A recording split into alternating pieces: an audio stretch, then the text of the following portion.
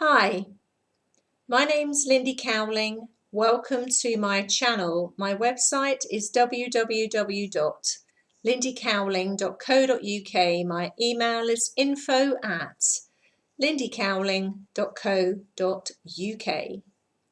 And the title of this short video today is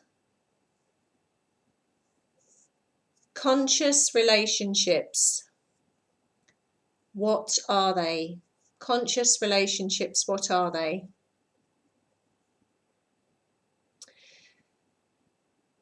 Conscious relationships are what millions of people aspire to be part of, millions of people aspire to be in. So a conscious relationship is something where both parties in the relationship are on a level playing field and they match one another in their complementary capacities, in their complementary oneness. In other words, unlike linear relationships, conscious relationships are fully and wide awake participants. So the couple in the relationship don't, in the old linear way, need anything from one another, but choose to be with one another in a complementary fashion. In other words, in the old form of linear relationships, there was very much a dependency, a codependency on one fixing something in the other, or one providing something, bringing something to the table, and the other one bringing something else. There's nothing wrong with that, but I'm explaining the difference between an unconscious relationship. So the old way of running energy is very much unconscious. Nothing unusual in that, because the old way that we've run energy is very much on a unconscious or subconscious mind and not fully present state of being or energy. Most of our lives have been spent in that kind of subconscious state. So most of what we do automatically in response to our environment, in response to our relationships, in response to our emotions, in response to our programming, in response to our beliefs. That's the, let's call it the old way, the linear way energy runs. And of course, right in the middle of that is relationships. So the old way of being in a relationship is much of it is on a linear level and a subconscious, unconscious level. In other words, going through the routines, going through the motions, going through life, almost on automatic pilot, really. There are exceptions to this, because even with linear forms of relationships, everybody is different, and you can get some people that are conscious more of the time than others.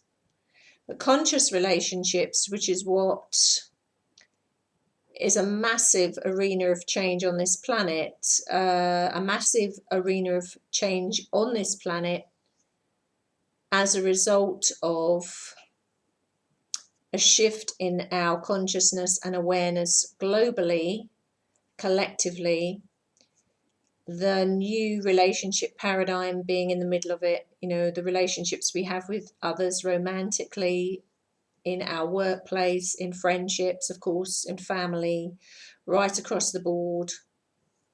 So in order to be more present and to understand who we truly are, who you truly are, requires being conscious.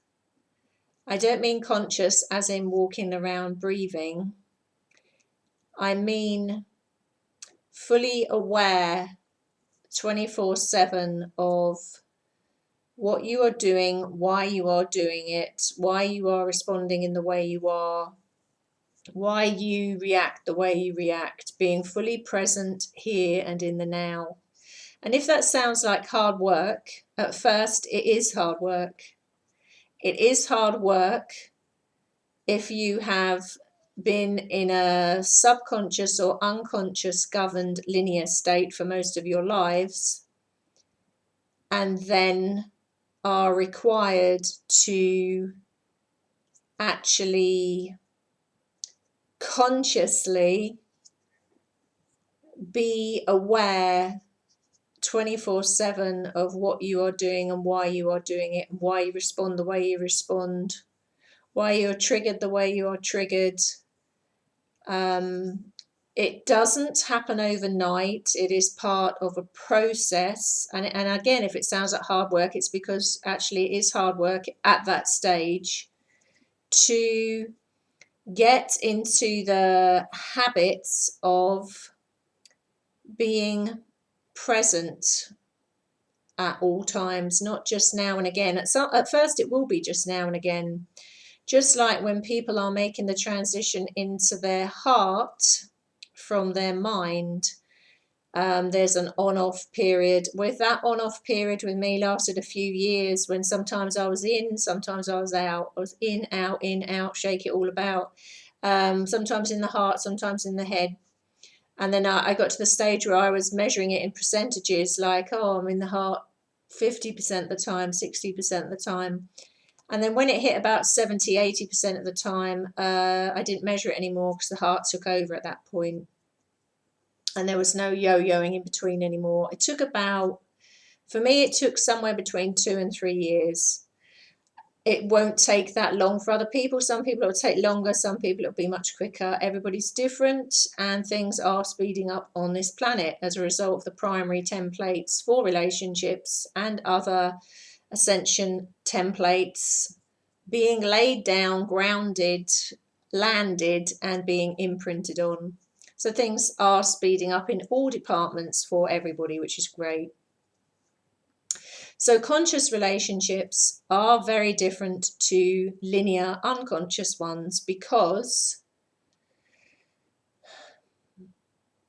they are more stimulating, they are far more expansive, there is far more growth, there is far more learning, there is far more magic, there is far less polarization, there is far less drama. There is work involved because it's quite easy to lapse back like Sleeping Beauty again, and lapse back just simply out of old patterning, old blueprints, the old trajectory. It's easy to lapse back. It's less easy if you are with somebody alongside you in a partnership or in a marriage, or in a relationship, any form of relationship that is also conscious, because one sparks off the other. So people in conscious relationships, from the outside, it's quite funny to watch. And I know because I've been in a conscious relationship in the early years of the twin flame union. When I say relationship, that's the easiest way to describe it. I was relating with my twin flame in a conscious capacity, automatic conscious capacity, a lot of the time, and it was immensely hard work, the interactions, because it was more like a masterclass. In fact, my connection at that time used to say to me, it's like having a masterclass. And when I hear genuine connections, genuine conscious partners talk, whether they are catalysts, whether they are ascensionary soulmates, whether they are the new form of spiritual connections, a new form of relationships, whether they are a slightly different form of twin flames, or whether they are the old, more polarized trajectory of the old school twin flame union. It brings a smile to your face, because the ones that are in communication with one another, it's like they're constantly in therapy with one another. And that is exactly what it's like, because those that are most successful, they examine what comes up very quickly. They understand it, they process it, they move it through, they have a realization, they go up a gear.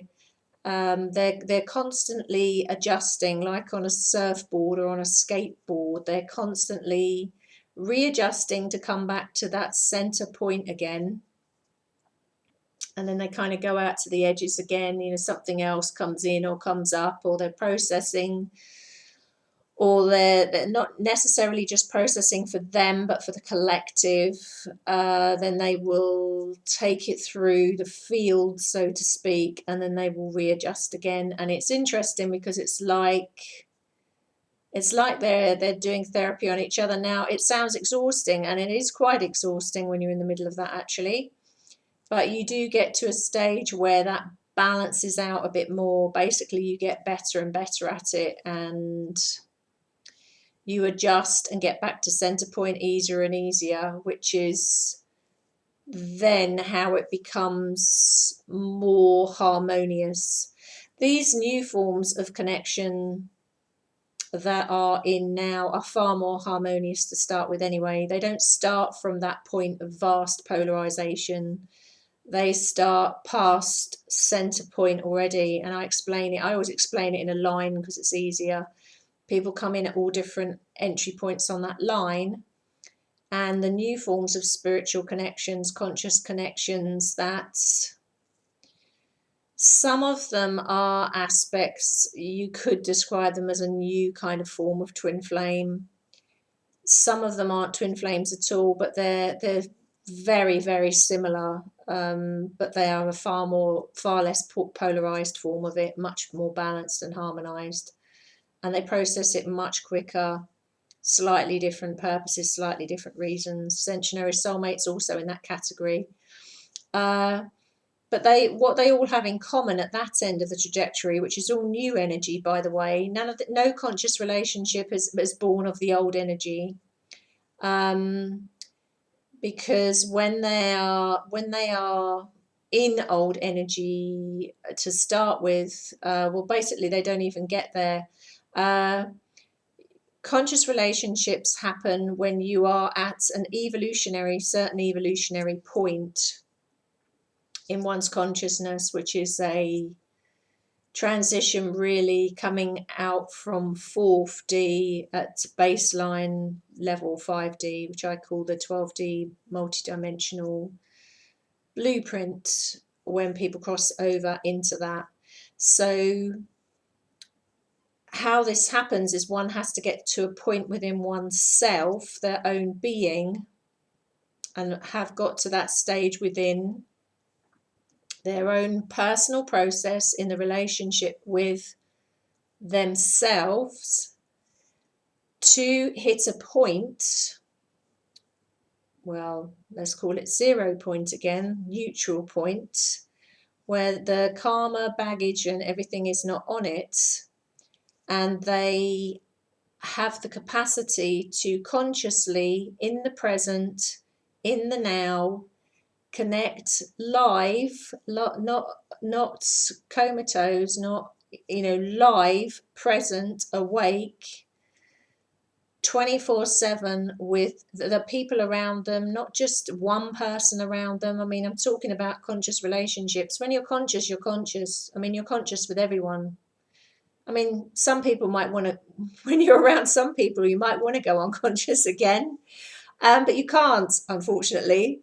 So this is where there can be a two-way split, where people that were in your life that you were in a linear capacity with, friends, family, work colleagues, lovers, husbands, wives, boyfriends, girlfriends, etc., etc. You can find that once you become conscious, it becomes a bit of a chasm between you, and you know that chasm grows wider the more conscious, fully conscious you are.